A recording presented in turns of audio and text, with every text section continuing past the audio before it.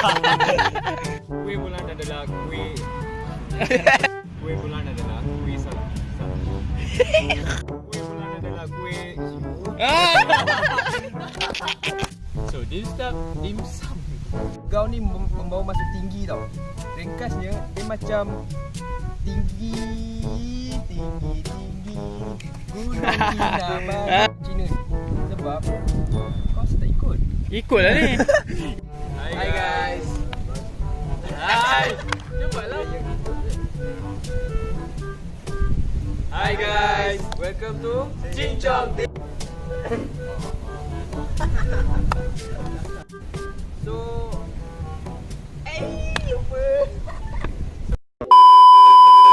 Hi guys, welcome to Cincong TV. Ini daripada kelas DNS 37 Alpha.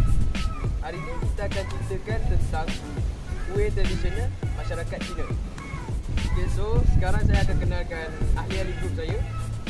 Yang ni Pidon, ni Zorin, dan ni Matesh. Dan saya Haris.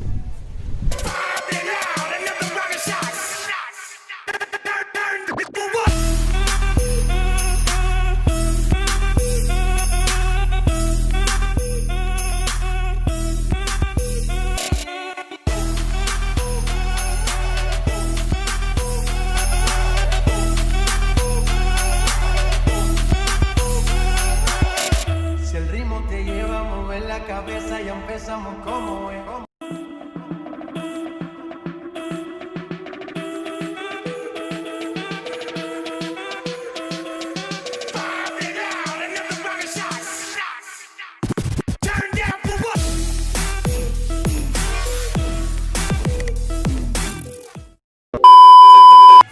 Okay, dekat masyarakat Cina ni sebenarnya ada banyak kuih tradisional, tapi memandangkan masa yang tidak mencukupi, kita orang nak cerita 4 je lah kuih tradisional masyarakat Cina.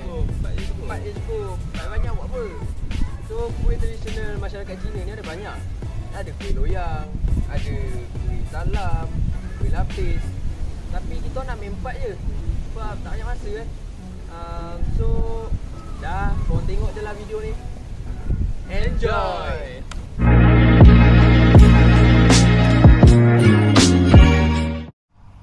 Hey guys, sekarang saya nak ceritakan tentang kuih bulan.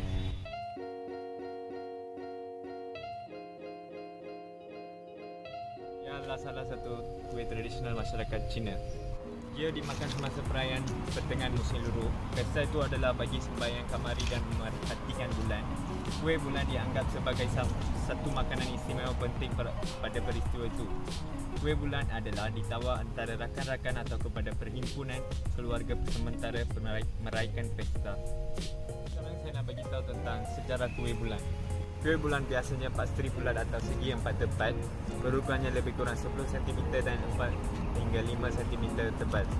Ini tebal selalunya dibuat daripada isi biji santan teratai dikelilingi oleh satu kerak agak nipis 2 hingga 3 mm dan boleh mengandungi kuning telur daripada telur iti masing.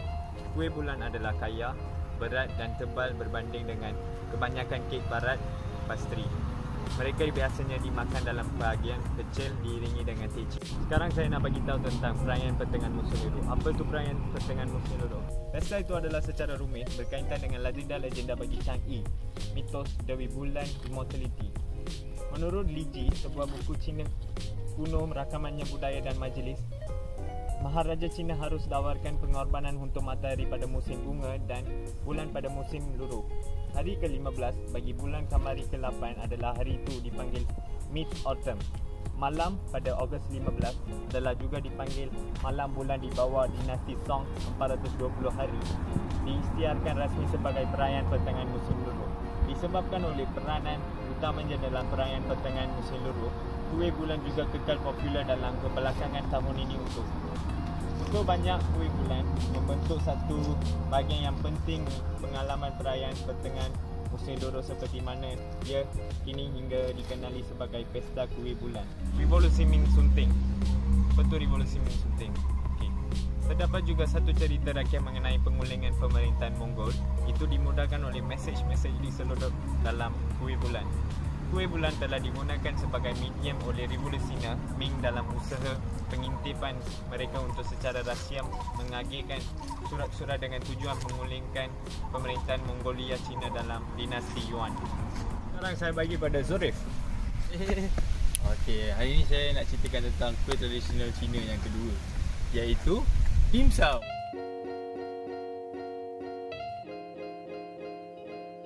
Nak dengar pasal dim sum? Dim sum ni adalah satu makanan tradisional Cina, kuih yang hadir pada tahun 206 sebelum Masihi sehingga 220 sebelum Masihi. Dia ada pada zaman dinasti Han. Okey. So dim sum ni ada dua. Dim sum kukus kat sini, apa dan dim sum goreng kat sini. Macam tu. Itu bentuk dia. So dim sum ni dia dihidangkan dalam wadah bambu. Wadah bambu tu kalau kita tengok dia macam bekas bulu. Warna koko. Ada je warna lain tapi selalunya orang pakai warna koko. Sebab apa kita guna wadah bambu? Sebab wadah bambu ni boleh kekalkan kepanasan dim sum. Jadi kalau kita beli kat luar, dia akan hidangkan sekali dengan wadah bambu. So, dim sum dalam istilah Cantonese bermaksud makanan kecil. Kalau dalam istilah Mandarin pula, dia dipanggil dianjian, yang bermaksud menyentuh hatimu ataupun sedikit dari hati. So, portion pemakanan adalah dalam satu piring mempunyai 3 ataupun 4 dim sum sahaja. Kita cicah dim sum dengan sos dim sum. Macam itulah cara nak makan. So, dim sum ni dia dipanggil sebagai pendamping minum teh. Sebab apa dia macam tu? Sebab pada zaman dinasti Han, terdapat satu jalan di mana pedagang, petani dan buruh akan jalan ikut situ. Dia macam Selat Melaka dekat Malaysia, macam tu. So, jalan tu dipanggil Jalan Sutera. Okey, bila itu adalah satu perjalanan. So, bila diorang datang, petani dan pedagang ni penat. Jadi diorang perlukan tempat istirahat. Jadi diorang pun duduklah kat kedai-kedai yang ada. Jadi bila diorang duduk kat situ, diorang dihidangkan dengan dim sum. Dim sum ni lah. Jadi diorang makan dim sum dengan minum teh. So benda tu dia dipanggil yum cha, iaitu minum teh sambil makan dim sum. Itu adalah istilah. Tapi kan kalau anda semua nak tahu, dim sum ni zaman kegemilangan dia pernah lenyap sekejap. Dia macam tiba-tiba dah naik, tiba-tiba hilang. Sebab apa? Sebab pada zaman tu ada seorang tabib ni, nama dia Guo Tuo. Dia cakap, dia keluarkan satu fakta lah yang menyebabkan orang tak suka. Dia cakap yang bila kita makan dim sum ni, dia akan menyebabkan kegemukan. So macam orang pun macam, alah gemuk pula. Tapi kan orang-orang masyarakat kantor ni, dia abaikanlah benda tu. Kita pun makan je lah balik dim sum. Jadi sebab itulah dim sum pun naik balik. Itu saja daripada saya. Saya akan serahkan kepada Pidot. Okay, Assalamualaikum guys dan salam sejahtera. Okay, saya akan bentang pasal cakui.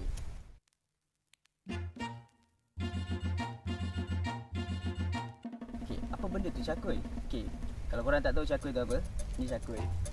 Okay, cakui ni adalah dough yang berbentuk panjang yang digoreng dan berwarna perak keemasan apabila siap dimasak. Okay, ia merupakan satu masakan masyarakat Cina dan turut popular di beberapa negara di Asia Timur dan Asia Tenggara. Okay. Kebiasaannya, ia dimakan ketika waktu sarapan bersama bubur nasi, kanji ataupun air kacang soya. Okay. Di sebahagian kalangan penduduk utara sebenarnya Malaysia, cakui juga dikenali sebagai patongko, iaitu asal perkataan dari Thailand yang juga merujuk pada tradisi di sini. Okay. Cakui dalam erti kata lain pula, orang Cina selalu panggil dia yao tiao, churros goreng Cina ataupun donat Cina. Okey. Daripada saya duduk saja, baik kita jalan cerita pasal sejarah cakui. Okey. Sejarah cakui. Mengikut cerita orang-orang Cina, di perkataan yao jagai dan ul jagai digunakan untuk menunjukkan tunjuk perasaan kepada dinasti Song pada tahun 960 hingga tahun 1279. Okey. Secara rasminya ialah Kun Kuai dalam bahasa Cantonese, iaitu Chun Q, yang mengumpulkan dan membentuk satu pakatan tentera untuk menjatuhkan General Yu Fei. Okey. General Yu Fei ialah seorang idola dalam menyemarakkan semangat kebangsaan dalam orang-orang Cina. Dikatakan makanan ini menggambarkan dua bentuk manusia yang bercantum dan digoreng, yang dikatakan ia adalah Qin Kui dan isterinya kedua-dua bergabung dengan musuh untuk menjatuhkan Jeneral Yu Fei hingga titisan darah terakhir. Jadi apa kena-mengena dengan cakui? Cakui dimasak dan dimakan dengan berkadang dengan minyak yang banyak, seperti ia memusnahkan pasangan suami isteri tersebut. Itu saja kot daripada saya. Saya akan pass pada Arif. Hello guys. So tadi kawan saya Pidot dah cerita pasal kuih cakoi. So sekarang saya nak cerita pasal kuih bakul.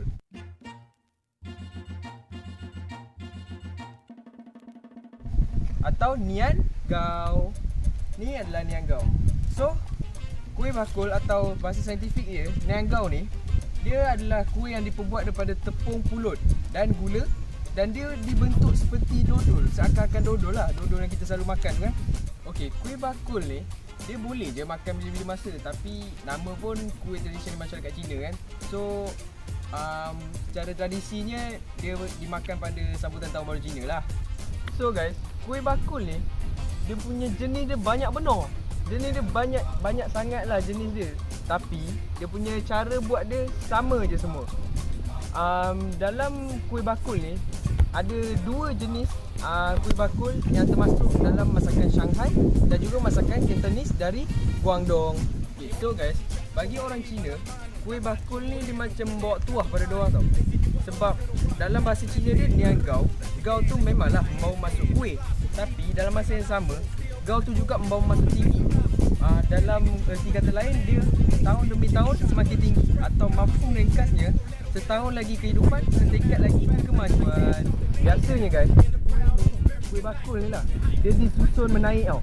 Dia disusun menaik dengan kuih berbentuk mangkuk berwarna merah. Ini adalah sebagai simbol kehidupan manis yang kian menanjak dan mekar seperti kuih mangkuk. So, kuih ni, kuih bakul ni, dia dicipta ada tujuan dia tau. Setiap apa yang dicipta mesti ada tujuan kan. So, dalam kuih bakul ni dia ada tujuan keagamaan dia. Bagi para penganut ajaran Tao, kuih ni dia merupakan makanan utama yang digunakan untuk upacara semayang, iaitu Ji Si Siang Ang.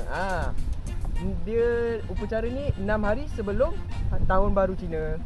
Semasa upacara keagamaan, Nian Gao ni dia dipersembahkan kepada dewa. Biasanya lah Nian Gao ni dia akan dimakan selepas upacara Cap Gok Meh. Okay guys, so itu saja daripada saya tentang kuih Nian Gao ni.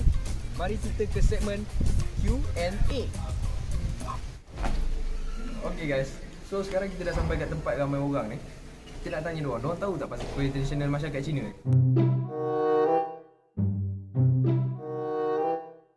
Tuan tanya bang. Ya. Abang tahu tak kuih tradisional masyarakat Cina bang? Bagi dua bang, kuih tradisional masyarakat Cina. Apa nama yang ada berbulu-bulu yang Karipak bang. Karipak. Kuih makmur. Kuih makmur lontong.